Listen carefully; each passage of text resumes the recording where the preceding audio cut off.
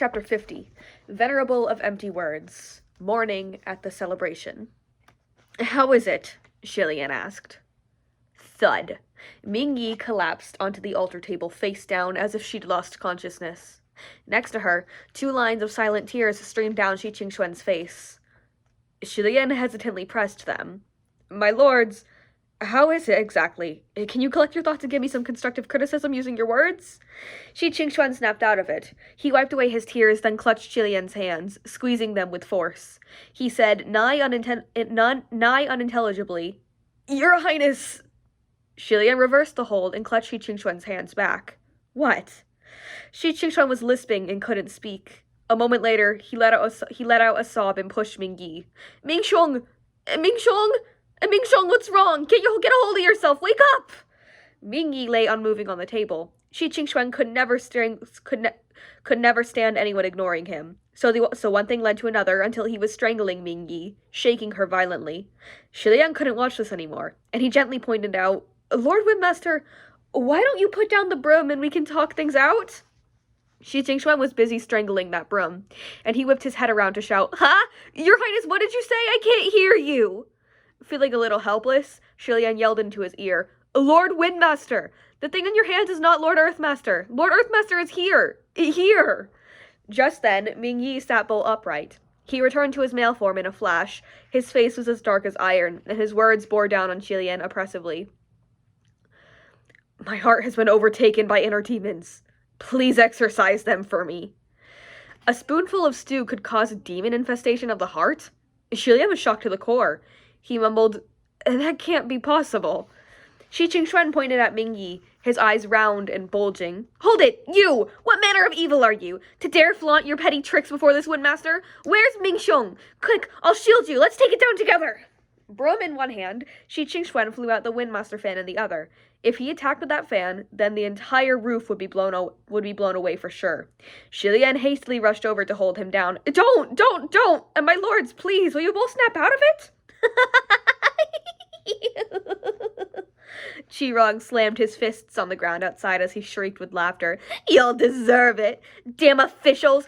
Go die in a sand! This is fucking great! I feel so vindicated!" The 2 officials inside fell over themselves and groaned nonstop. Huacheng leaned against the wall with his arms crossed. Xie Lian looked at him, then at the Windmaster and Earthmaster, who were curled up into balls on the ground and clutching their heads. "Is it maybe because I didn't add enough water after all?" he murmured. "Why are their reactions stronger than Qirong's?" Huacheng arched his eyebrows. "I think it's fine. It's probably a problem with their taste buds. It happens."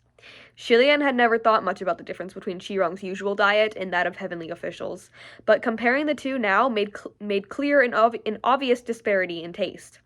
It was only logical that a heavenly official's shock, in this case, would be greater, which meant their reactions were naturally far stronger.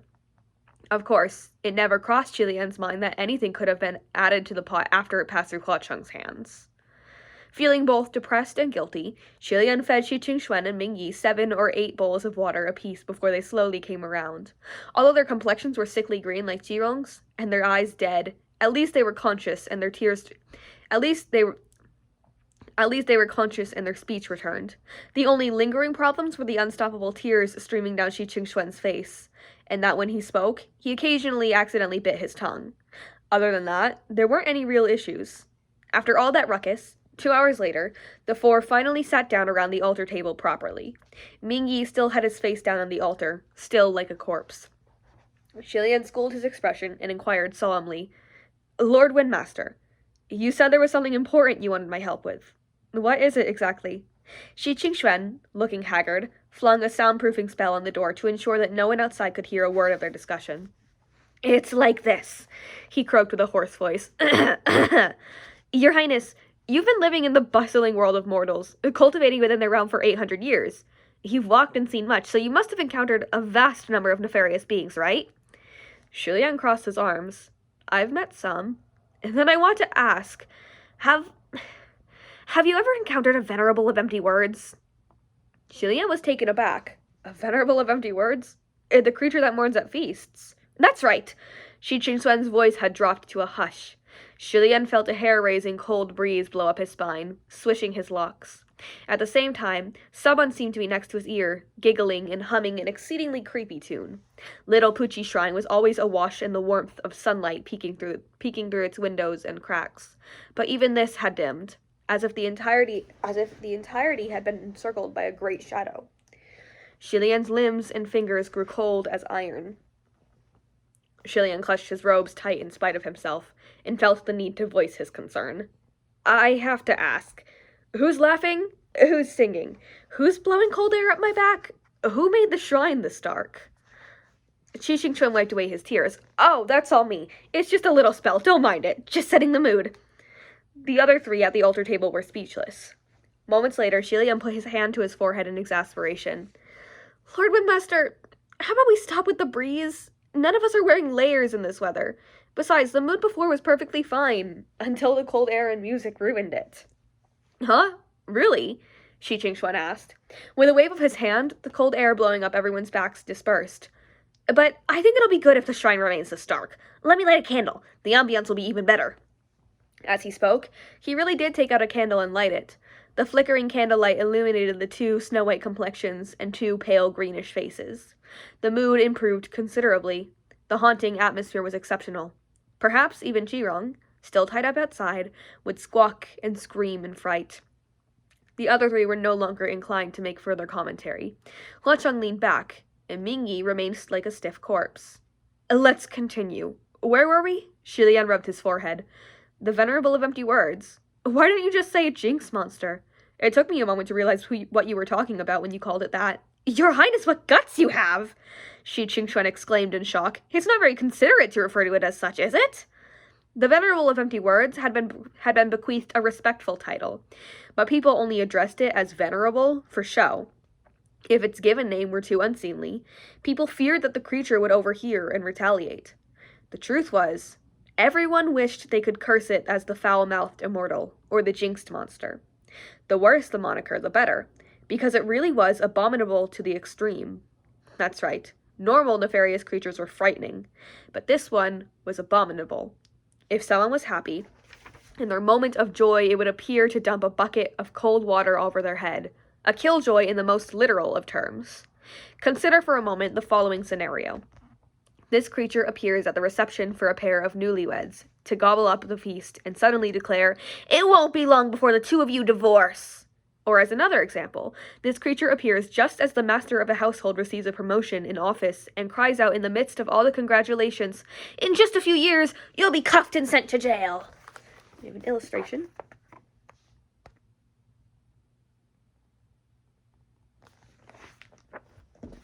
If it latched itself onto someone, it would become like their shadow, endlessly predicting future misery whenever a joyous occasion should occur. Truly abominable, especially for the surreptitious sort, who feared ominous signs. Especially for the superstitious sort, who feared ominous signs. If they ran into the thing, they'd surely die from distress alone. No one wanted to be hunted by a monster like this, but if one were unfortunate enough to cross paths with it, one could only accept their fate. After all, the means by which it selected its prey were a mystery. It seemed Xie Qingchuan was quite wary of the creature, but Xie Lian didn't think the beastly thing was such a big deal. Don't worry, it's nothing to be scared of.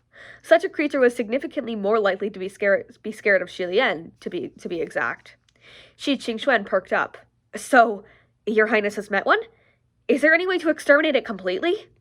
Thinking over it for a moment, Xie Lian replied, Over the years, I bumped into two, but after our encounters they never showed themselves again. I don't know for sure whether they were completely exterminated, but in my experience, it's not that difficult to deal with them. Xie Qingchuan was overjoyed. Two? You managed to deal with two? I've really come to the right person. So what happened? Thus, Xie Lian began his tales.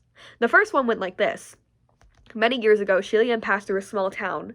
There, a wealthy merchant was sending his daughter to the imperial capital to study, and because of his daughter's outstanding skill, he made a big show of publicity commending her. It was a joyous occasion, but who could have predicted that joy would brew tragedy? At the send-off feast, a voice bellowed, "Your daughter's carriage will overturn on the road, and she will crash down into the valley and die." The wealthy merchant jumped to his feet in a rage, set on catching the one who would say such a thing. But that person ducked under the table immediately and disappeared into thin air. Afterward, everyone was fearful. Xie Lian went to the merchant's household that day to collect junk. He managed to get some leftovers from the feast and was about to head back when he heard what had happened. He immediately knew what the creature was and told the wealthy merchant not to worry. He then asked the wealthy merchant to hire 20-some guards, and with Xie Lian himself included, they carefully and safely escorted the little lady to the capital. He guarded the girl for a while, biding his time. A month later, the little lady won first place in a beauty contest, and an opportunity arrived. That night, a feast was held at a restaurant in the capital to celebrate the little lady. Sure enough, again a voice from the crowd bellowed, "You will be!" The moment Xie Lian heard its voice, he immediately seized the creature from the crowd, choking it by the neck to stop it from uttering even a single word. Then, he used a talisman to seal its body, and following this, he beat it to a bloody pulp. Next, he ordered a carriage and took it to the valleys to run wildly astray. At a winding corner of the mountain pass, the reins snapped, and the carriage crashed down the cliff, fulfilling its own curse. "That's it?" the other three asked. "That's it," Xie Lian said. "To deal with the jinx, all right, the venerable of empty words.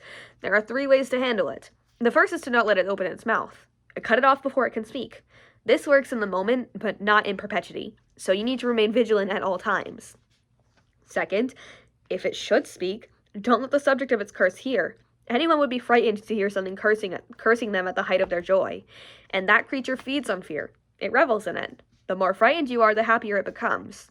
If you should lose yourself to terror and ruin your own affairs in accordance with its words, its powers increase significantly. But unless you're deaf, you'll definitely hear it speak sooner or later. To be honest, not even the deaf can escape. Some have cut off their own ears in an attempt to do so, but in the end it was still useless. However, if you pay no mind to however it tries to curse you or rain on your parade, then it can't do anything to you. So the most effective method is the third. Surround yourself with happy occasions and ignore it completely. Let it choose to speak or remain silent, but forget everything it says. Make yourself stronger and continue down your path according to your own will, and not in accordance with the tragedy it's predicted for you. If it can draw no despair from you, it will eventually leave on its own with its tail between its legs. Of course, it could still very well be lying low, waiting for its next chance to strike. Although the third method was the most effective, it was also the most difficult to accomplish.